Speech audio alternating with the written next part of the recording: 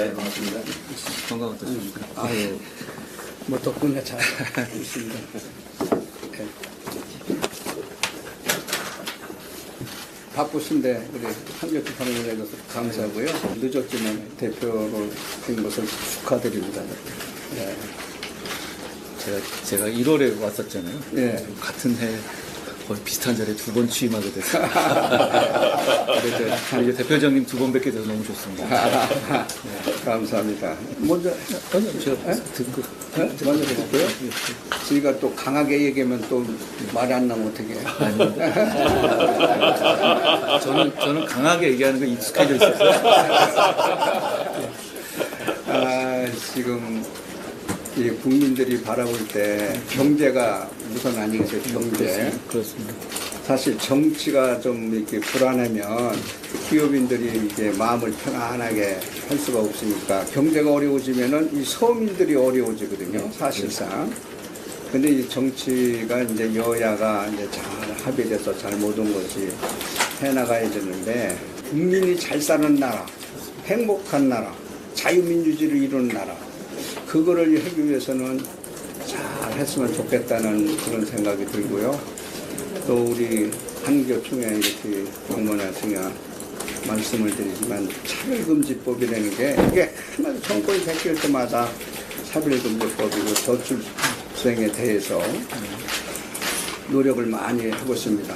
저도 2년 전부터 TV에 홍보대사로 합니다. 그래서 저출생에 대해서 기독교로 나가다 이제 YTN까지 나가요. 제가 이대로 아이들을 안 낳고 이렇게 한다면 2년 전만 해도 이렇게 쭉 보면은 경기도 일대가 없어진다는데 30년 좀 넘으면은 반토막 나는 데이터가 그래서 그걸 제가 방송도 해보냈지만은 아이들을 낳고 기르고 하는 그런 법과 제도를 해주면 좋겠다 그런 생각을 갖고요. 또 우리 기독교는 이 딴 종교하고 달라서 국가로부터 무슨 대책의 보호라든가 법률의 무엇을 이렇게 하는 것을 지금 제가 전번에도 보고받았지만 종교문화유산에 대한 이 보존에 관한 법률 작년에도 신청했다가 다루다 말았어요. 예.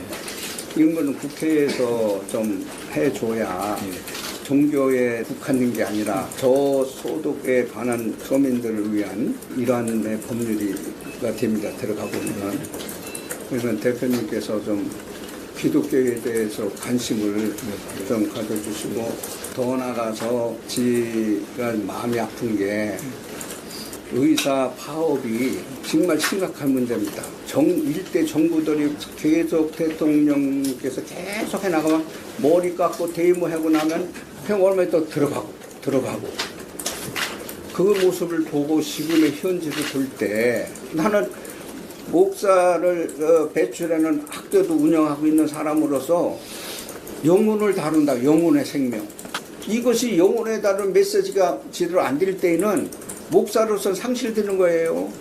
마찬가지로 이 육신의 생명을 다루는 의사 선생님들은 그것을 등을 돌릴 때는 의사의 사명이 뭐가 있느냐 이거지.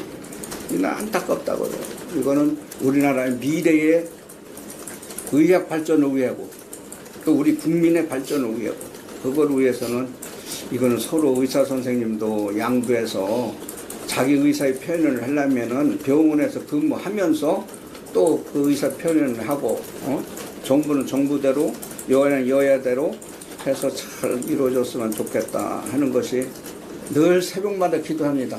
근데 이해가 안 가는 거예요. 저는 의사 선생님이 이렇게 하는 그 이유를 모르겠어요. 나는 지금 지방에는 의사가 없어서 서울로 오고 의사들이 지금 예를 들어서 65세면 은퇴를 하잖아요. 그럼 은퇴하고 나면 그 다음에 이 순환이 안 되는 거야. 의사 숫자가 데이터로 내면 15년, 20년 뒤면 고령화 시대에 의사가 더 필요한 거예요. 그러면 그것을 늘려서 하는데 세계적으로 의사들을 증언한다고 해서 이렇게 투자하는 건 우리 대한민국뿐이 없는 것 같아요. 제 생각에는.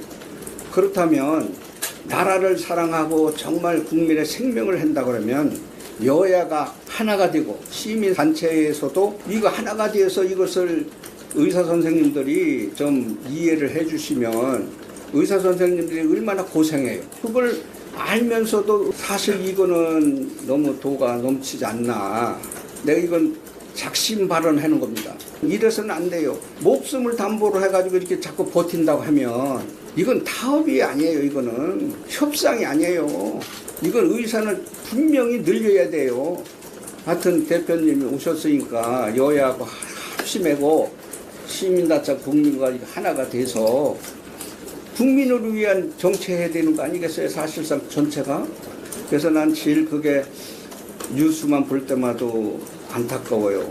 의사 선생님들이 수고하고 봉사하고 희생하는 거 다 압니다. 알지만은 이거를 하나의 국민의 목숨을 담보로 해서 저렇게 계속 6개월 넘도록 이렇게 된다고 하면 결국 우리나라가 이게 어떻게 되겠나 해서 사실 잠도 못 잘 때 가끔 있습니다.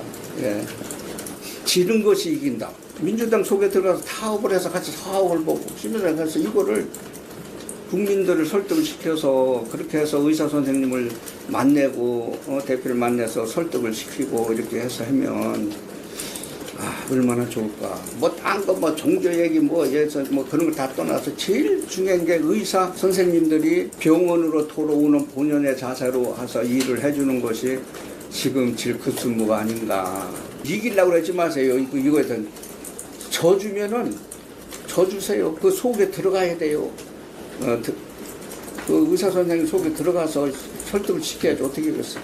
자존심도 다 버리고 국가를 위해서 한번 대표님이 기치를 들어주면 좋겠습니다.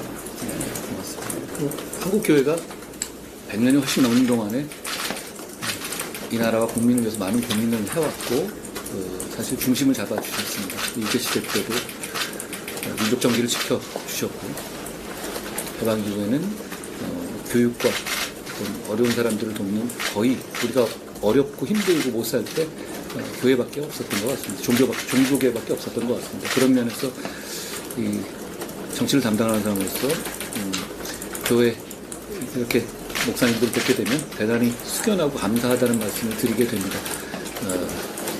대표전, 제가 존경하는 대표전님께서 의료 상황에 대한 말씀을 굉장히 구체적으로 설득력 있게 해주셨는데요. 그만큼 제가 말씀드린 것처럼 한국교회는 이 나라의 큰 고민을 항상 짊어지고 하시는 곳이잖아요. 그만큼 지금 상황에서는 그 문제가 굉장히 큰 문제인 것 다시 한번 제가 실감하고요. 국민의 건강이 우선이고요. 그리고 이 문제를 말씀하신 것처럼 대승적 차원에서 잘 풀어나갈 수 있도록 저도 최선의 역할을 다하겠습니다. 계속 지켜봐 주시면 좋을 것 같습니다. 안 그래도 제가 오늘 들어오기 전에 여야 의정이 함께하는 협의체를 제안했어요. 네. 거기서 말씀하신 제가 이 회장님 말씀하신 그런 취지가 사실 맞닿아 있었던 것 같은데요. 이심전심 같습니다. 감사합니다. 저희가 한번 잘 이번에 풀어가 보도록 노력하겠습니다. 네, 감사합니다. 맞아주셔서 너무 고맙습니다. 차 드시죠. 예.